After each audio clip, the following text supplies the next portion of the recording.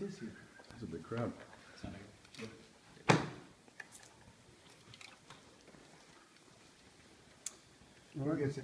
Chris, How'd the week go for you? Good week. I think you can feel the urgency of the guys. We've been practicing a long time. Get ready to play the season. It's a little bit different than other sports. We only get so many opportunities. With a year-round preparation, really is what it is. And so it's time to play. They're excited. Coach, you're probably not thinking about that team over there, but how much of your imprint would you expect to see on them on Friday? I'm not worried about that. I'm worried about our imprint on this team right here. How has your starting quarterback handled the duties of the starting quarterback position this week? Well, we actually went with 10 guys on offense this week. We're still making sure that we can decide the right thing, and so we'll get him some reps in the next 48 hours. They've done well. They've done well. Everybody's done a great job from our quarterbacks. We've got a lot of guys with a lot of different roles. We're going to rotate guys in a lot of positions, and I think guys are excited to play. Were there enough rumors and speculation thrown out this week to satisfy you? You would have to tell me that.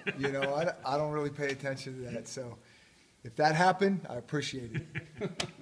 How important is cycling players going to be given Boise State's experience they return up front, offensive line, defensive line? Yeah, that has nothing to do with Boise State. That's just kind of our style. We have a lot of young guys that we have to get experience. That's not going to change after game one. We're going to rotate guys in. We're going to get a lot of guys work. We've got to build depth, and it's kind of the process as we go throughout the season. You mentioned this team maybe feeling a little bit like the team you had at Boise a couple of years ago with a lot of young talent and everything. Does this game feel at all like when you came here in the 2013 opener against maybe a little bit more experienced team on the road and that kind of thing? Yeah, it's hard to know. I mean, I think every team is different. I think we have some good players. I really do. We got some good talent, and I'm just excited to watch these guys grow. I know they're going to as the season goes on. I think we'll be a much different team in a couple weeks, but I think we're gonna do some good things in 2 days. When you were at Boise State, when you scheduled this home and home with Washington, yeah. At the time, why was it a series that was appealing to you? Well, I think there's been 2 Pac-12 teams that have gone into Boise in the entire history of Boise State. And so for us to, at that time, get another one to come back was a big deal, and it still is. I just didn't know I'd be on an opposite sideline, or that probably wouldn't happen. But you did get a sense at the time from fans and everything that was something they were excited about, was to play Washington at home in a few years. There's no sense from the fan. I mean, I know from when Oregon State came over and when Oregon, what that means to, because not many people will go in there and play. Do you think your kids are looking at this as a great opportunity to kind of make a statement right from the start? I think these guys are just trying to take care of themselves, and make sure that their game is right, and then have a chance to go out and have some fun and compete is what I really think. I don't think it's about us making a statement or anything like that. I think it's just about us time to go play and, play against some different guys than they've been competing against for a real long time and see where we are. Chris, did this week of work confirm your belief in your plan, specifically with the quarterback? Absolutely. Yeah, we feel good about it. I think we took about as much time as we could deciding what we were going to do, and I think we feel very good about it. You mentioned playing against other players. How long is it going to take some of these kids to with the speed of the game here, all of a sudden we're kicking off and overwhelming it a little bit maybe? Well, and it will be a little bit different. Opening kickoff, all of a sudden, guys are running a little bit faster than they do in practice, and on both sides. And so it takes a minute to get guys up to speed, but I think the kids, they adjust fast. By the end of the first quarter, I think guys settle in a little bit. I think, the ball security is always a big thing the first games, because last, how many days, couple weeks, 8, 9 days, there's not a lot of hitting the ball carriers throughout the country. And so now everybody gets ramped up to speed. That's always a big issue. So there's some things that is going to be different, but I think our guys are prepared. How about your health? I think we're pretty good.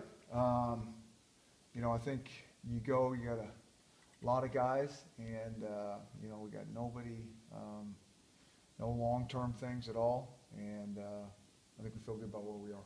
Hey, just how aggressive can you be on both sides of the ball, considering your sort of youth here? We got to play our style. We got to play our system, and you know, whatever that is, whether it's aggressiveness or not aggressive, you know, Coach K on defense, we got to play our defense. We got to play our style. We got to play the things that we believe in on all sides of the ball. And, you know, there's been no perfect games in the history of football. And this one won't be perfect as well. And that's what we tell our guys. I mean, they got to go play fast, and then we'll go fix the things next week. But we got to play our style.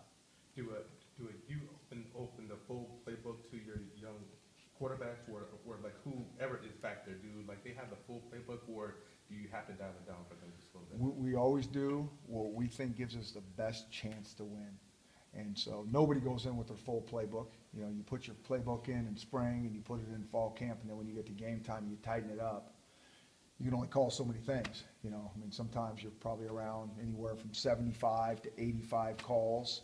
Sometimes some other, you know, go fast teams will get in the hundreds, but those I think are rare occasions. So again, when you look about how many calls you're going to have in a game, I mean, how much practice can you, I mean, what can you really call? You know, you always hear these things about guys having, you know, 150 plays going in. I mean, you can't rep all that stuff. You're not going to get those calls. So we don't really go that way. We tighten things up and hopefully get guys dialed into what we're actually going to do.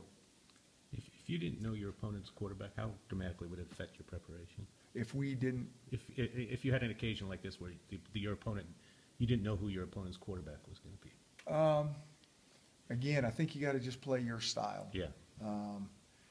Now, you know, if you don't know their style, that's a little bit more concerning. But you play your style and you try to figure out what their tendencies are. I think at the starting of the season, that's always tricky. Guys are going to do what they do, but everybody has new wrinkles on both sides. And so that's what you're always leery as a coach. And so you got to keep things relatively, you know, you got to do what you do to give yourself a chance to defend all the things you don't know are coming. Chris, any unique adjustments or steps that you took to try to combat the environment? No. You know, we got the crowd noise going. We usually have that when we're on the road anyways. We've had that going for a while. I mean, we play music at practice anyways. And so, you know, the music for me isn't to get us excited. I'm excited out there just being out there. It might be for the kids, but they don't even know. Half the time all we're trying to do is take away their verbal communication. And so that's been going on for a long time. But we made sure we had enough of it because noise will be an issue. Didn't roll out any blue turf to practice on? We did not do that. We did not do that. It's all green. Hey, just how does your knowledge of the Boise State team, I mean, obviously you recruited all of the starters and I think like close to 50 of their players. Does that help you at all this week?